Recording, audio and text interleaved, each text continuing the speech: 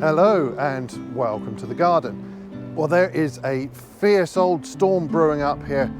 The wind is howling and I don't know if this video's going to work out. I hope there's not too much noise on the microphone, but I wanted to do this video before the storm blows all of this blossom away, and when that happens this video won't make any sense. Anyway, I had an odd comment on one of my old videos the other day, and somebody said, "Oh, your video should be no more than 5 minutes long and you should demonstrate by doing, not talking." But never mind. I mean, first of all, calm down, fella. But I think this might not be the channel for you. Anyway, I'm going to give you fair warning. I'm not doing anything in this video. It's pure waffle. However, there might be one or two useful tips maybe. Anyway, I want to talk, of course, about pruning. I do that in quite a lot of my videos, and when I do the pruning videos where I'm actually pruning stuff, you can't necessarily see the effects, but now you can. And I wanted to show you these pear trees because they are absolutely loaded with blossom, and there's a reason for that.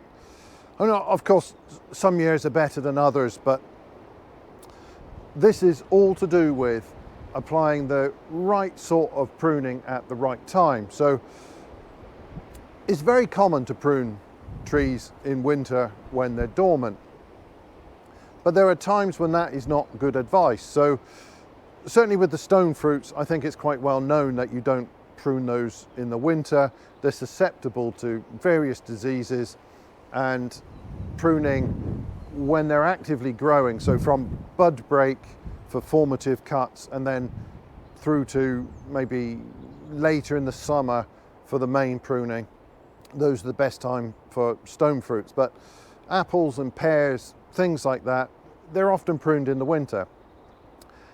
However, for restricted forms such as these cordons and espaliers and fans of things like pears and apples, the most important time to prune is in late summer, and it's that summer pruning that encourages the formation of fruit buds instead of encouraging vegetative growth.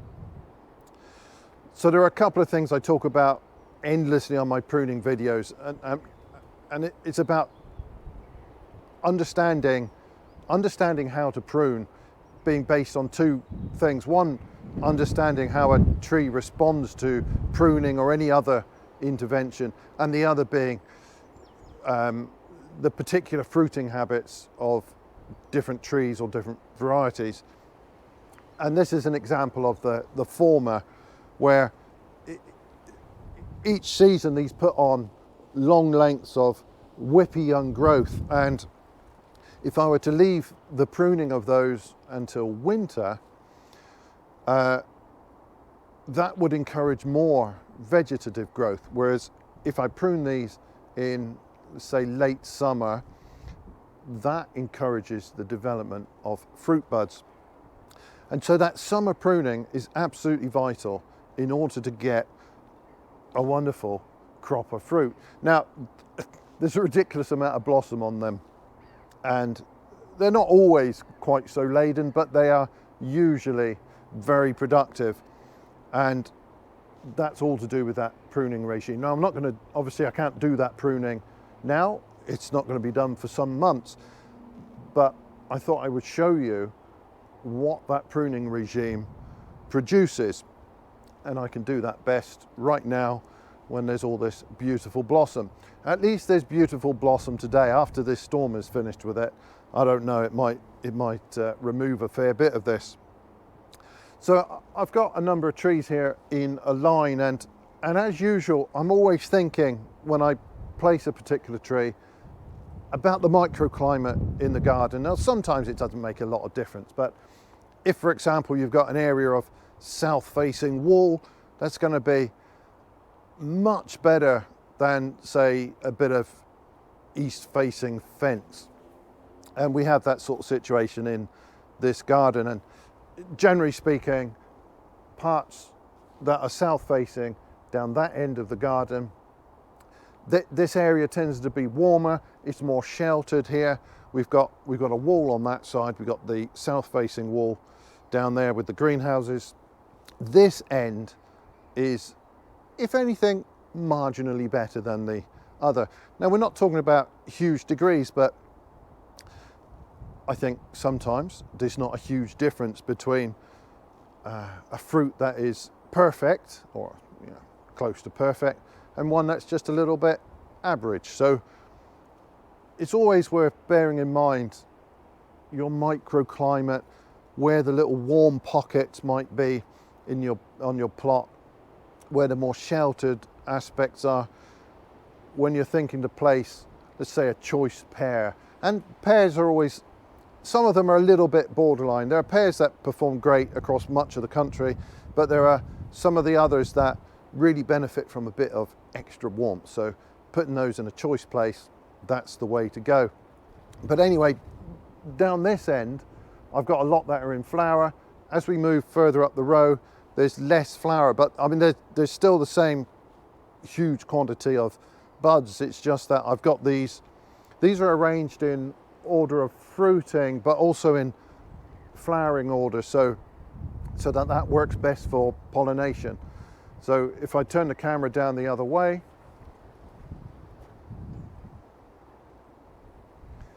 you can see that some of those, the flowers haven't come out at all, and some of them are in flower, but generally speaking, this end is the one that's got the largest quantity of blossom. There's a lot more still to come out, and the one at the far end, well, it hasn't started to open any of those flowers yet. So here I've got a number that are all within the same pollination group, and they will flower within a few days of each other. They will reach their peak flowering, and it's nice to have those together. It's not essential. The bees will travel a long way to and fro, but when they're in a block like this, pollination is going to be, I think, pretty good.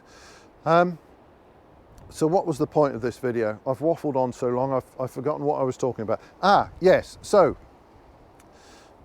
I reckon these are looking pretty great. They are covered from top to bottom in blossom. Now, although I can't show you how I do that summer pruning, I've done videos on both the summer pruning and the winter pruning of cordons, and that same pruning applies to other restricted forms of apples and pears as well.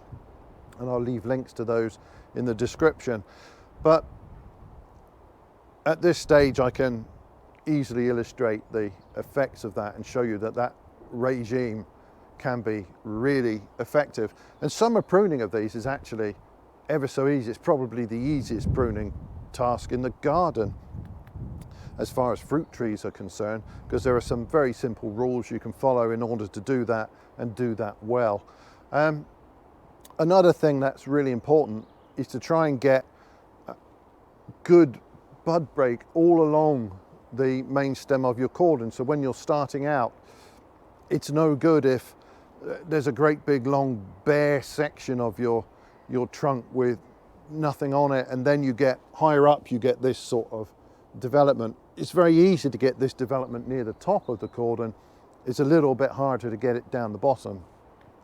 And my top tip for that would be to start with a very young tree, to start with a maiden whip if possible. It doesn't matter if it's got a few feathers, but if you can start with a young whip, that's going to give you, I think, the best opportunity to develop a productive cordon.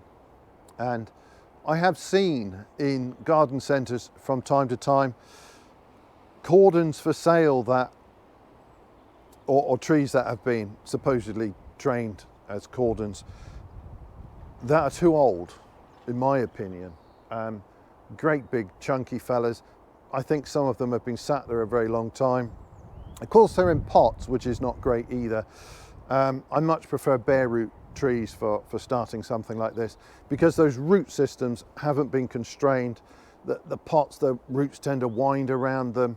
And when you put them in the ground, even if you try to tease a bit of that root out, it never seems to establish quite as well as a bare root tree. Sometimes those roots just stay in that ball and never get out properly into the ground. So for that reason, I prefer a bare root tree, and that usually means you're probably going to a specialist nursery for that, and then you can get yourself a nice young maiden whip, and that is perfect. But these old cordons, sometimes they're tall and they're big fat things, and one might be forgiven for thinking that those are impressive specimens, but generally speaking they're not, and they very often have pretty poor bud break low down. They've been standing vertically.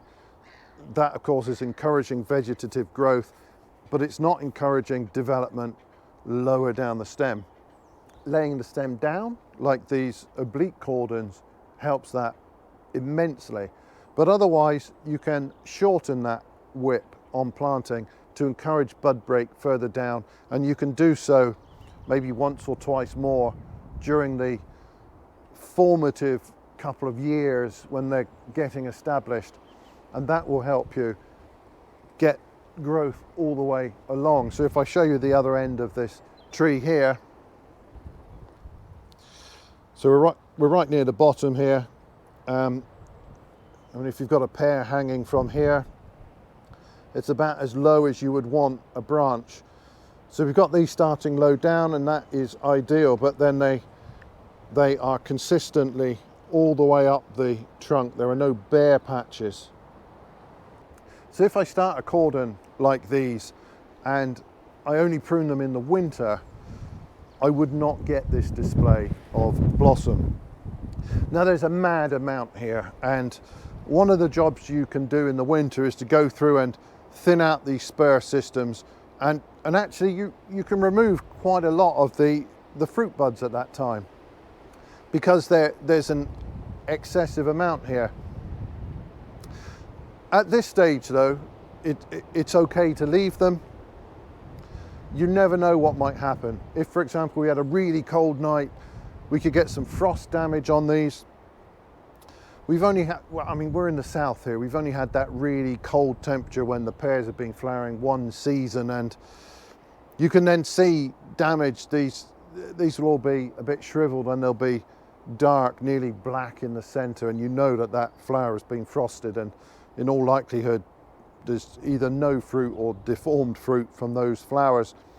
These are all fine. There's been a touch of frost a few nights, but nothing cold enough to damage these blossoms. Ideally, if we get good pollination, we'll have really good fruit set. Now of course these trees will then be overloaded, and they will naturally drop, the so-called June drop. They will naturally shed quite a lot of the fruitlets. It's not a bad idea though to go through and remove a large proportion of these before the tree gets around to doing it itself, to go through and pick out those that are best formed, the best looking, and pinch the others off so that the tree is carrying a reasonable crop. Well, not talking about a small crop, but if you imagine a pear arriving at every one of these flowers, the tree can't carry that burden, and the fruit you get at the end, it's going to be a bit small and a bit miserable, whereas what I want is a full-sized pear that is as close to perfection as I can bring it. So that will require some thinning, and that's another important point, that it's great that I've got this amount of flower. I could probably have thinned out these spur systems a little bit this winter. I did quite a lot of thinning last year, but of course then I've gone through another period of proper summer pruning. That's encouraged a huge amount of fruit bud development, and this is the result. One thing you've got to be careful with apples and pears is they can, well, it's true of other fruits as well, but I'm mostly talking about the apples and pears here. is they can be prone to biennial bearing, so they bear a big crop one year and then very little the next. Now, I think pretty much any variety can get into that habit somewhat. Some varieties are far more prone to it than others, and with some it's practically expected. But what happens is, when you get a situation like this where you've got this huge flush of flowers, the tree then tries to carry a crop that is pretty excessive. It puts all of its energy into developing that crop, doesn't put the energy into developing fruit buds for the next year. So when we come to next year, there are very few fruit buds, and then we get into that cycle. It's then got lots of energy to put into developing fruit buds next year. The year after, we get this huge crop again. Now I'm fortunate here because, partly because I will thin them. Sorry, this wind is really fierce now. Apologies, I can only imagine there must be quite a bit of noise on the mic, but let's see if I can get through it. Partly because I will thin these a bit, but also these varieties don't seem too prone to that biennial habit. But if you've got a tree that's doing that, the way to address it is to be quite ruthless in thinning those crops when it's trying to carry a large crop. So you can thin out the fruit buds during winter. You'll be able to see on the spur systems here. You can thin out those spur systems. That will remove some of the fruit buds. After these have set young fruits, you can then go through and thin those out. I mean, I could do some thinning now. I can pull these flowers off if I really wanted to. I tend not to do that. You never know when you might lose some of those flowers, or you might have poor pollination. This sort of rough weather, that's not helping. So I think it's maybe nicer to leave them, but then you can thin out and be really ruthless at it, and give that tree a chance to also produce some fruit buds this year, as well as bring some of these fruits along. So it is possible to either break that habit or at least temper it somewhat for those tricky varieties. Was there anything else? Probably not. Conditions are getting a little bit foul here, so I will, I think, leave this video at this point. But I just wanted to show you what it looks like when you do the proper, I say proper, there are probably different ways of doing it, but let's say an appropriate method of summer pruning, the results that you can get, and some of the little tricks there. But anyway, that video was pure waffle, so I hope at least some of you may have enjoyed that. But if you're still watching, thanks ever so much, and bye for now.